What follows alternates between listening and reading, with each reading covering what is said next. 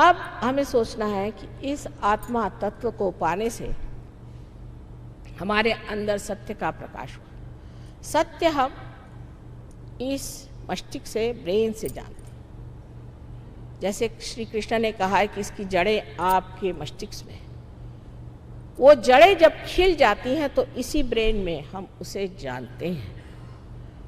और सत्य जब जाना जाता है, उसकी पूरी मशीनरी यहाँ ब्रेन में बताती है, जताती है कि ये सत्य है। हमारे उंगलियों में इसका ज्ञान होता है, और जिस प्रकार हम कह सकते हैं आंख बंद करके कि ये माइक है, उसी प्रकार हम आंख बंद करके कह सकते हैं कि ये आदमी कैसा है या हमारी हालत क्या। तो सत्य, ये जो बुद्धि पहले आपको बिल्कुल ही सीमित थी, वो असीम में उतर जाती है, और इसीलिए इसे कहते प्रबुद्ध। इसी को बुद्ध होना कहते हैं। बुद्ध ने भी कहा है कि बुद्धम शरणम गच्छामि, कि बुद्ध को शरण जाओ, माने ये कि तुम बुद्ध गति आओ, बुद्ध के गति पे आओ। बुद्धम शरणम गच्छामि, धम्मम शरणम गच्छामि, बैलेंस में आओ, धम्मम शरणम गच्छामि। और अंत में उन्होंने कहा है संघम शरणम गच्छामि, माने कलेक्टिविटी में आओ। संगम शरणम गच्छामि माने कलेक्टिविटी में आओ। सब एक ही बात कह गए, एक ही बात, इस तरह से उस तरह से, मतलब बेवकूफ़ों को समझाने के लिए बहुत तरीके इस्तेमाल करने पड़ते हैं। सीधे साधे तो कोई सुनने वाला नहीं, कभी इस तरफ से समझाइए, कभी उस तरफ से समझाइए। उन लोगों में कोई भी फर्क नहीं है। ईसा मसीह ने कहा है, those who are not against me are with मी।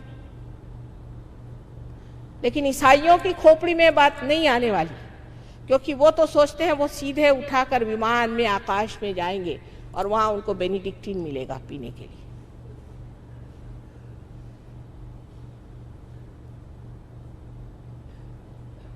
ये जो हमारी दशा है कि हम इस तरह से अंधाकुरण करके और अंधे जैसे इन सब चीज़ों में बहक रहे हैं।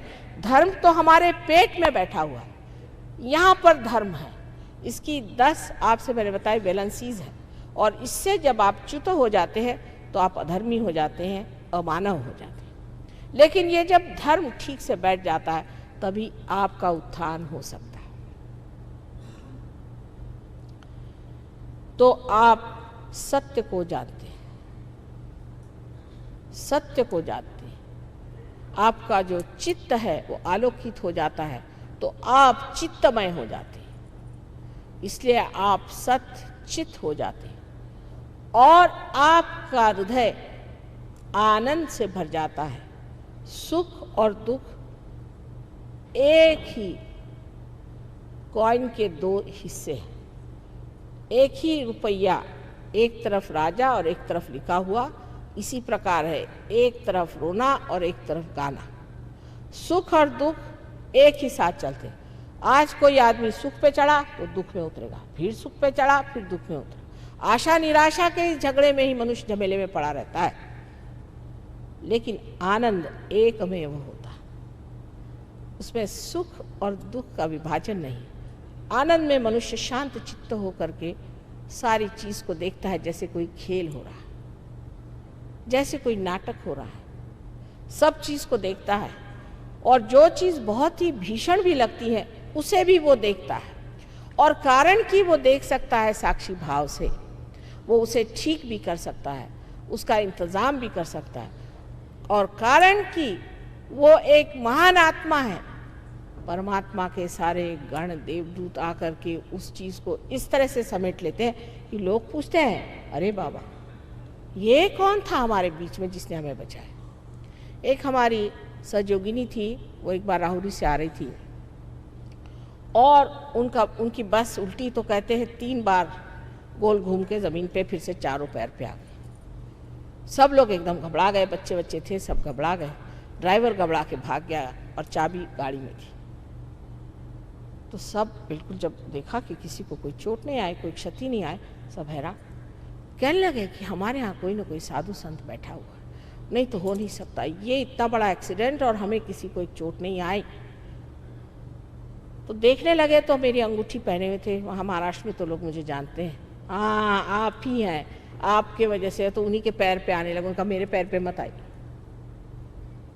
फिर एक साहब को ड्राइविंग आती थी, वो गए, उन्होंने ले जा करके और गाड़ी ऊपर लाई और वो सीधे सीधे फिर बम्बई पहुंच गए।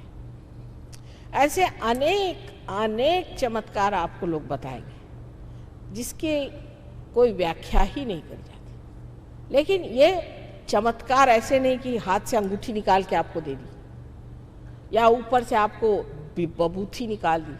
ये तो सब स्मशान से चली आ रही थी बबूत, और कहाँ मिलेगी? और आप उसी पे फिदा हो गए कि हमें हीरा मिल गया। एक साहब हमारे पहचान के थे, वो लेके आए, मुझे हीरा दिया। मैंने कहा क्यों, आपके पास कोई हीरे की कमी? ना ना, वैसे तो बहुत है, पर आशीर्वाद स्वरूप मुझे मिला। मैंने कहा फिर आप मेरे पास किस लिए आए? मेरे पास तो ऐसा हीरा उरा नहीं है। नहीं नहीं, मैं तो आपके पास इसलिए आया कि मेरे घर के हीरे गायब हो रहे हैं। मैंने कहा ठीक, अपनी भाभी को बुलाओ। उनकी बीवी आई, उनसे मैंने पूछा, उनको ज़रा बंधन वंदन दिए। मैंने पूछा बोलिए क्या करती हैं आप? कहले मैं कुछ नहीं करती, पर मेरे अंदर एक बाबा जी आते हैं और मुझसे कहते हैं कि भाई ये सब हीरे उरे तो पत्थर है, वो मुझे दे दो। मैंने कहा वाह, आप तो घर गृहस्थी की औरत हैं। आप जिस घर में रहती हैं, जिस गृहिणी के आप हैं, जिस तरीके से घराने में रहना है, उसमें आपको दो चार हीरा उरा तो पहनना ही पड़ेगा। आप बड़े घर की लक्ष्मी हैं, आप तो नंगे हाथ तो घूम नहीं सकती। और आप इतनी बड़ी डॉक्टर हैं, आप ये नहीं समझ पाती हैं कि अगर ये आपके लिए पत्थर है तो इस सन्यासी बाबा के लिए तो ये बिल्कुल ही बेकार चीज होनी चाहिए। वो आपसे क्यों ले रहा है? तब उनके दिमाग में ठनका, हाँ ये तो बात है। मैंने कहा अब तो गए सो गए, अब मेहरबानी करके उधर जाने की ज़रूरत नहीं। लेकिन उसके बाद भी पतिदेव को हार्ट अटैक आया, उनको ये बीमारी हुई, वो बीमारी। लेकिन लोगों का पागलपन है कि हीरा लेने, आज तक किसी भी साधु संतों ने, अवतरणों ने हीरा दिया सो सुनती नहीं हूं मैं। ये पता नहीं कहां से प्रचलन हो गया। शिरडी के साईनाथ ने एक बार पानी से दीप जलाए थे। ये बात सही है, ये हो सकता है। अभी मैं इटली गई थी, वहाँ पर वहाँ के जो मुख्य थे संचालक वहाँ के टेलीविज़न के, उन्होंने मुझसे कहा कि माँ आप पहले मुझे पार कराइए, फिर मैं आपका प्रोग्राम कराऊंगा। मैंने कहा अच्छा, एक क्षण में पार हो। मैंने उनसे कहा कि देखिए मैं चाहती हूँ कि आप पार होने से पहले कृपया एक काम करिए कि थोड़ा सा मैं आपको पानी देती हूँ, वो आप पी लीजिए। तो उन्होंने कहा अच्छा, पानी मंगाया। मैंने उसमें ऐसे उंगली की और कहा आप पी लीजिए इसे। नहीं पानी तो नहीं है। मैंने कहा क्या है? ये तो वाइन है। मैंने कहा वाइन नहीं, ग्रेप जूस, आप पीजिए। कह ले रहा ऐसे कैसे हो सकता है? पानी का ग्रेप जूस कैसे हो सकता है? मैंने कहा क्यों नहीं हो सकता? ये चमत्कार हो सकता है, पर किसी को हीरा दे के बेवकूफ बनाना ये चमत्कार नहीं। तो आनंद जो अपने हृदय में है वो पाने के लिए आत्मा को जागरूक करना चाहिए। आत्मा क्षेत्रज्ञ है, वो सारे क्षेत्र को जानते हैं और वहाँ से वो देखते रहते हैं। लेकिन जब कुंडलिनी की आभा वहाँ पहुँचती है तो सारा ही क्षेत्र आलोकित हो जाता है। मनुष्य का जीवन ही बदल जाता है, उसकी सारी जो प्रायोरिटीज़ है वो बदल जाती है और वो एक नए तरह के जीवन में उतरता है, उसका परिवर्तन हो जाता है। इस परिवर्तन का होना नितांत आवश्यक है।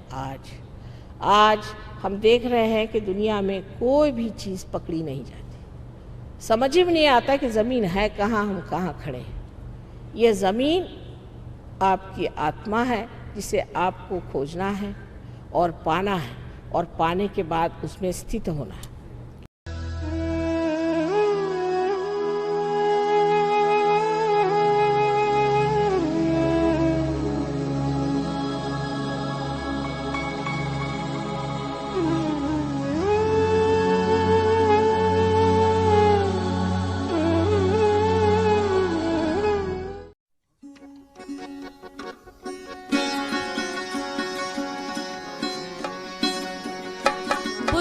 देवा तुझी ज्ञान गंगा, बुद्ध देवा तुझी ज्ञान गंगा, मार्ग दावी आम्हाला प्रसंगा, बुद्ध देवा तुझी ज्ञान गंगा, मार्ग दावी आम्हाला प्रसंगा, बुद्ध देवा.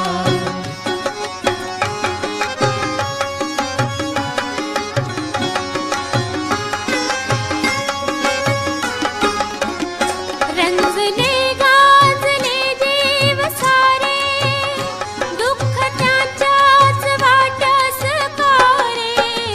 रंजले गाजले जीव सारे, दुःख त्यांच्याच वाट्यास कारे. तूच रे चालवेशी अपंगा, बुद्ध देवा, बुद्ध देवा तुझी ज्ञान गंगा, बुद्ध देवा One Maharashtrian lady, तुझी please. ज्ञान गंगा, मार्ग दावी One Maharashtrian lady. आम्हाला प्रसंगा, बुद्ध देवा. One Maharashtrian lady.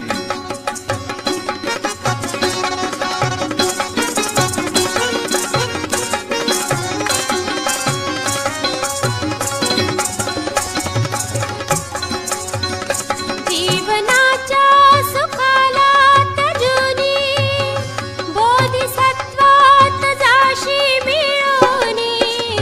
जीवनाच्या सुखाला तजुनी, बोधिसत्वात जाशी मिळवणी. त्यागुनी मोह माया कुसंगा, बुद्ध देवा, बुद्ध देवा तुझी ज्ञान गंगा, मार्ग दावी आम्हाला प्रसंगा, बुद्ध देवा.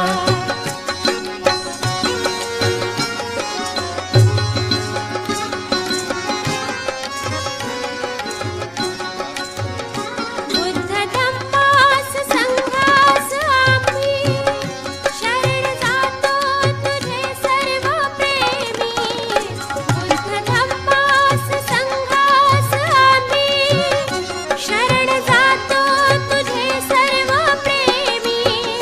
सोडूनी अंतला सर्व संगा, बुद्ध देवा, बुद्ध देवा तुझी ज्ञान गंगा, बुद्ध देवा तुझी ज्ञान गंगा, मार्ग दावी आम्हाला प्रसंगा, बुद्ध देवा हे ज्ञान गंगा, श्रीमादेवी तुझी ज्ञान गंगा, मार्ग दावी आम्हाला प्रसंगा, श्रीमादेवी तुझी ज्ञान गंगा, श्रीमादेवी तुझी ज्ञान गंगा, मार्ग दावी